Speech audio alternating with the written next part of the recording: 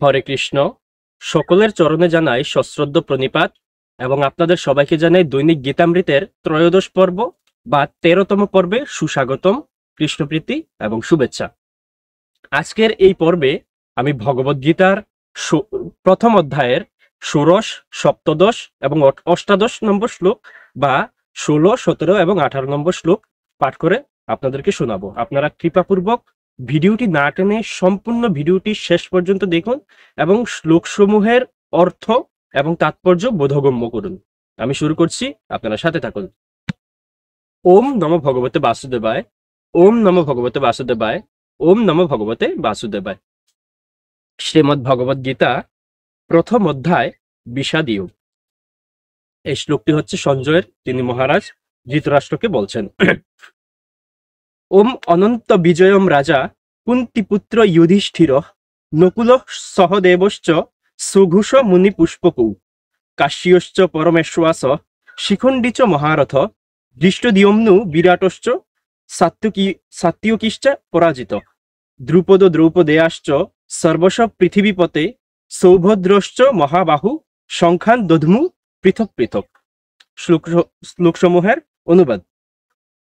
কুন্তিপুত্র মহারাজ যুধিষ্ঠির অনন্ত বিজয় নামক শঙ্খ বাজালেন এবং নকুল ও সহদেব বাজালেন সৌঘুষ ও মণিপুষ্পক নামক শঙ্খ।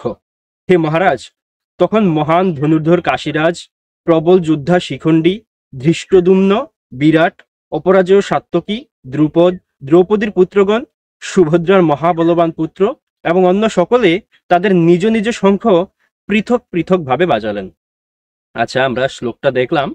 গত শ্লোকে আমরা দেখেছি ভগবান শ্রীকৃষ্ণ, অর্জুন এবং ভীম শঙ্খ বাজিয়েছেন এবং তাদের শঙ্খসমূহের আমরা নামগুলো দেখলাম। এখন আমরা দেখছি যে মহারাজ যুধিষ্ঠিরের শঙ্খের নাম হচ্ছে অনন্ত বিজয় নামক শঙ্খ এবং অন্যতম পাণ্ডব, চতুর্থ পাণ্ডব নকুলের শঙ্খের নাম হচ্ছে সুঘুষ এবং পঞ্চম এবং সর্বশেষ পাণ্ডব সহদেবের নাম হচ্ছে মণিপুষ্পক। আমরা সেটা দেখতে পেলাম এবং অন্যান্য মহারথীরা তাদের শঙ্খ বাজালেন।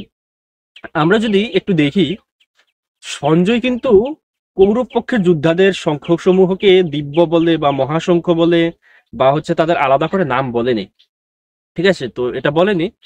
তো এই যে না বলার মধ্যে এবং পাণ্ডবদের শঙ্খসমূহকে দিব্য শঙ্খ বলা, মহাশঙ্খ বলা বা তাদের এই শঙ্খগুলোকে হচ্ছে বিশেষভাবে উপস্থাপন করা, নাম বলে উপস্থাপন করা, এটার মাধ্যমে আমরা বুঝতে পারি যে সঞ্জয় মহারাজ ধৃতরাষ্ট্রকে এই বার্তা দিচ্ছেন যেহেতু আপনার পুত্রেরা ধর্মের বিপক্ষে রয়েছে, সেহেতু আপনার পুত্রদের বিজয়ী হবার কোনো সম্ভাবনাই আমি দেখছি না এবং তা দেখাও যাচ্ছে না, আমিও দেখছি না এবং সেটা হচ্ছে ফুটে উঠছে না এরকমটা।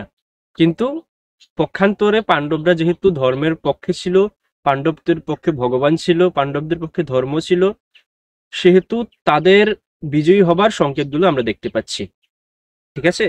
এটাই আমরা দেখতে পাচ্ছি এবং অন্যান্য যোদ্ধারা তাদের শঙ্খগুলো পৃথক পৃথক ভাবে বাজালেন, এটাই আমরা দেখতে পাচ্ছি। তো এখন আমি দেখব শ্রীল প্রভুপাদ এই শ্লোকসমূহ সম্বন্ধে কি মতামত দিচ্ছেন তাৎপর্যে। আচ্ছা, তাৎপর্য।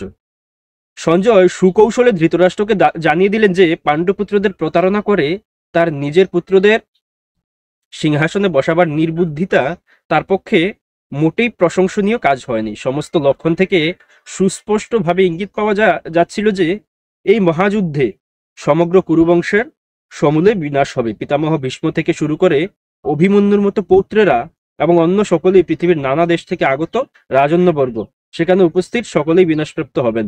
মহারাজ ধৃতরাষ্ট্রের জন্যই সমগ্র বিপর্যয়ের উদ্ভব হয়েছিল, কারণ তিনি তার পুত্রদের গৃহীত নীতিকেই সমর্থন করেছিলেন।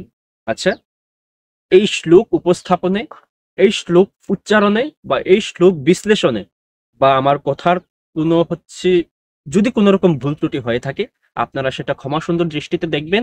দেখা হচ্ছে পরবর্তী পর্বে, পরবর্তী ভিডিওতে, পরবর্তী শ্লোকের বিশ্লেষণে। ততক্ষণ ভালো থাকুন, সুস্থ থাকুন, আমাদের সাথে থাকুন। হরে কৃষ্ণ।